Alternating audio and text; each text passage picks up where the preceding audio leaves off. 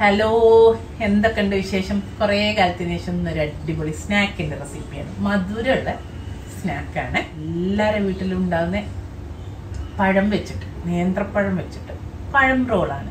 സിമ്പിളാണ്, ഒന്നുമില്ല ചെയ്യാൻ. 5 മിനിറ്റ് കൊണ്ട് ഇപ്പോൾ ഗസ്റ്റൊക്കെ വരികയാണെങ്കിൽ വന്നൊരു ഇരുന്നൊന്ന് വർത്താനം പറയുമ്പോൾ ഇടയിൽ നമുക്ക് ഉണ്ടാക്കാം. 2-3 മിനിറ്റ് കൊണ്ട് നമുക്ക് ഉണ്ടാക്കാൻ പറ്റിയ അടിപൊളി ഒരു സ്നാക്കിൻ്റെ റെസിപ്പിയാണ്.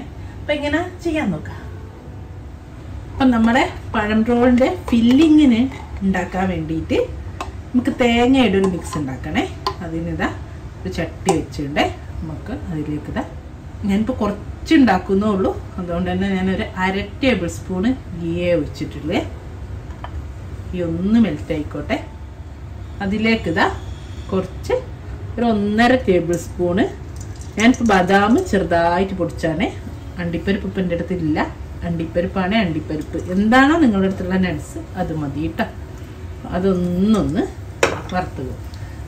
ഈ ബദാം ഒന്ന് സ്ലൈസ് ചെയ്തത് ആദ്യം ഒന്ന് വറുത്ത് നമുക്ക് മാറ്റിയേക്കാം. കാരണം നമ്മൾ പഴം പുഴുങ്ങി കൊടുക്കുക അല്ലേ, പെട്ടെന്ന് ഒരാൾ വന്നാൽ വീട്ടിൽ നിന്ന് അങ്ങനെയൊക്കെ അല്ലേ ചെയ്യല്. തേങ്ങയും ഇട്ടിട്ട് ചെയ്ത് കൊടുക്കൂ അല്ലേ, പഴംപൊരി ഉണ്ടാക്കൂ. അപ്പോൾ അത് കാണാനും നല്ല ഭംഗിയാണ്, നല്ല ടേസ്റ്റുമാണ് കഴിക്കാനും. 5 മിനിറ്റ് കൊണ്ടാവുകയും ചെയ്യും. അപ്പോൾ ഇതാ ഇത് ഈ നെയ്യിൽ നിന്ന് കോരി മാറ്റട്ടെ.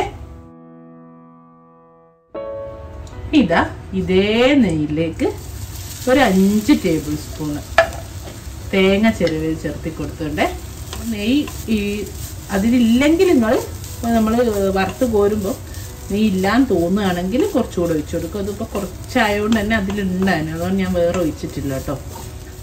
തേങ്ങ അധികം നന്നായിട്ട് മൂക്കിയോ കളറ് മാറുകയോ ഒന്നും വേണ്ട കേട്ടോ. ഒന്നൊന്ന് വയന്ന് വന്നാൽ മതിയേ. പെട്ടെന്ന് തന്നെ ആവും, നന്നായിട്ട് മൂത്ത് പോകുമൊന്നും വേണ്ട. ഇനി നമുക്ക് ഇതിലേക്ക് ആവശ്യത്തിനുള്ള പഞ്ചസാര ചേർത്ത് കൊടുക്കാം.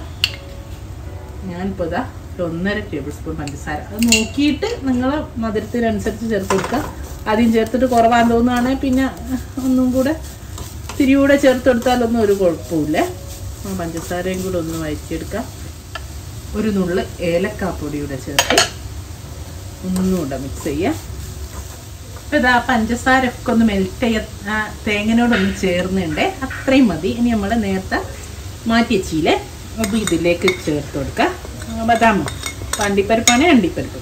അപ്പോൾ എന്നിട്ട് ഒന്നും കൂടെ ഒന്ന് മിക്സ് ചെയ്ത് കൊടുക്കുക. നമുക്ക് ഉണങ്ങിപ്പോകരുത് കേട്ടോ. കുറച്ചൊരു അങ്ങനെ ആ പഞ്ചസാര മെൽറ്റായിട്ട് പിന്നെ ഉണക്കിയെടുക്കരുത്. ഒരു നനവ് പോലെ നമുക്ക് ഫീൽ ചെയ്യണം. അപ്പോൾ ഞാൻ തീ ഓഫ് ചെയ്തു. Filling ready. ഇത്രേ ഉള്ളൂ കേട്ടോ, സിമ്പിളാണ്. പക്ഷെ ആ നെയ്യിൻ്റെ ടേസ്റ്റും എല്ലാം കൂടെ ഒന്ന് വഴറ്റിയെടുക്കുമ്പോൾ നല്ലൊരു ടേസ്റ്റ് ആയിരിക്കും. ഓക്കെ, ഇനി ഞാനിതാ കണ്ടോ, നമ്മൾ പഴംപൊരിക്കൊക്കെ നീളത്തിൽ കട്ട് ചെയ്യും പോലെ കട്ട് ചെയ്ത് വെച്ചതാണ്. ഒരു നേന്ത്രപ്പഴം 5 പീസാക്കി, നല്ല വലിയ നേന്ത്രപ്പഴം, നല്ല കട്ടി ഉണ്ടായിരുന്നു കേട്ടോ. ഇതുപോലെയുള്ള പീസ് നല്ല പഴുത്ത നേന്ത്രപ്പഴമാണ്. അധികം പഴുത്തിട്ട് ഇങ്ങനെ ആയി പോവുകയും ചെയ്യരുത്, എന്നാൽ പഴുക്കാത്തതാവുകയും ചെയ്യരുത്. കണ്ടോ, ഇതുപോലെ ഒരു 5 പീസാക്കിയിട്ട് കട്ട് ചെയ്താണ്. നമ്മൾ പഴംപൊരിക്ക് നീളത്തിൽ കട്ട് ചെയ്യും പോലെ തന്നെ നീളത്തിൽ 5 സ്ലൈസ് ചെയ്ത് വെച്ച്. ഞാനൊരു ഫ്രൈ പാൻ വെച്ചിട്ടുണ്ട്. അതിലേക്ക് 1 ടേബിൾ സ്പൂണ് നെയ്യ് ചേർത്ത് കൊടുക്കും. അപ്പോൾ അതാ നെയ്യൊക്കെ നന്നായിട്ട് മെൽറ്റായി വന്നിട്ടുണ്ട്. ഇനി നമുക്കിതിൽ പഴം ഇട്ടിട്ട് ഒന്ന് തിരിച്ചും മറിച്ചും ഒക്കെ ഇട്ടിട്ട് ഒന്ന് ഫ്രൈ ചെയ്തെടുക്കണേ. അതായത് വെന്തിട്ട് ഇതിൽ നിന്ന് ഇങ്ങനെ ചൂട് തട്ടി വെന്ത് അലിഞ്ഞു പോകരുത്. ഒന്നായി 2 ഭാഗവും തിരിച്ചിട്ടിട്ട് എന്നാൽ ആവും വേണം. ഉള്ളു പച്ചപ്പഴം ചോദിക്കുകയും ചെയ്യരുത്. ഓക്കെ, എല്ലാം ഒന്ന് മറിച്ചിടുക. ഇതൊന്ന് തിരിച്ചു മറിച്ചു വിട്ടിട്ട് പെട്ടെന്നാവും. നൈസായിട്ട് സ്ലൈസ് ചെയ്താലേ പെട്ടെന്ന് തന്നെ ആയിക്കട്ടെ. ഈ കളറ് ഈ മാറിയിട്ട് അങ്ങനെ ഒന്നും വരണമെന്നില്ല. ഒന്ന് ചിലത് നല്ല കളറ് മാറിപ്പോകുമല്ലോ, അങ്ങനൊന്നും വരണമെന്നില്ലേ. കണ്ടോ, ഇതുപോലെ ആയാൽ മതിയേ. നല്ല ചൂടാണ്, അധികം അലിഞ്ഞു പോകരുത്. നമുക്ക് റോൾ ചെയ്യാനുള്ളതാണ്. ബാക്കി ഒരു 3 പീസ് കൂടി ഉണ്ട്, അതുകൂടെ ഫ്രൈ ചെയ്തെടുക്കട്ടെ.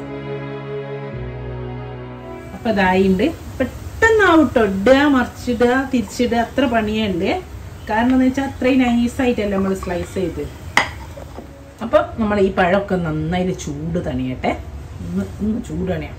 എന്നിട്ട് നമുക്ക് റോൾ ചെയ്യാൻ പറ്റിയ. ഇനി നമുക്കിത് ഫില്ല് ചെയ്യുന്നത് എങ്ങനെയാണെന്ന് നോക്കാം. എന്താ, ഒരു പ്ലേറ്റ് എടുത്തിട്ട് ആ പ്ലേറ്റിലേക്ക് ഒരു പഴത്തിൻ്റെ സ്ലൈസ് വെച്ചെടുത്തിട്ടുണ്ടേ.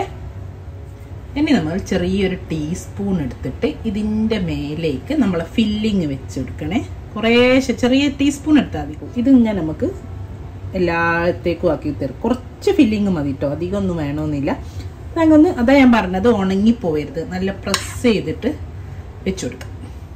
ഈ അറ്റത്തേക്ക് വേണ്ട കേട്ടോ, നമുക്ക് ലാസ്റ്റ് അങ്ങോട്ട് ചേർത്ത് കൊടുക്കാനുള്ളതാണ്. അപ്പം എന്നിട്ട് അപ്പോൾ ഒന്ന് നനവുള്ള മസാല ആകുമ്പേ ഫില്ലിങ് ആകുമ്പോൾ ഒന്ന് ഇങ്ങനെ പ്രസ് ചെയ്ത് ആ പഴത്തുമ്മൽ അങ്ങ് കണ്ടോ നന്നായിട്ട് പ്രസ്സായി നിൽക്കുന്ന ആ സ്പൂണിൻ്റെ അടി വെച്ച്. ഇനി നമുക്കിത് എന്ത് ചെയ്യാന്നറിയോ, ഒരറ്റത്തുനിന്ന് സിമ്പിൾ റോൾ ചെയ്ത് കൊടുത്താൽ മതി. ഏതാ പെട്ടെന്നായിക്കോളും. ഈ ലാസ്റ്റ് പോർഷൻ അവിടെ നിന്നോട്ടെ, അങ്ങനെ ഒട്ടി കിട്ടും.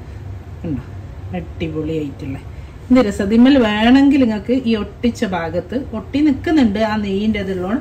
വേണമെങ്കിൽ ഒരു ചെറിയൊക്കെ കുത്തിയിട്ട് എന്താ പറയുക, ഒരു ടൂത്ത് പിക്കൊക്കെ കുത്തി കൊടുത്താൽ ഒന്നുകൂടെ ഭംഗിയാവും. അടിപൊളിയല്ലേ?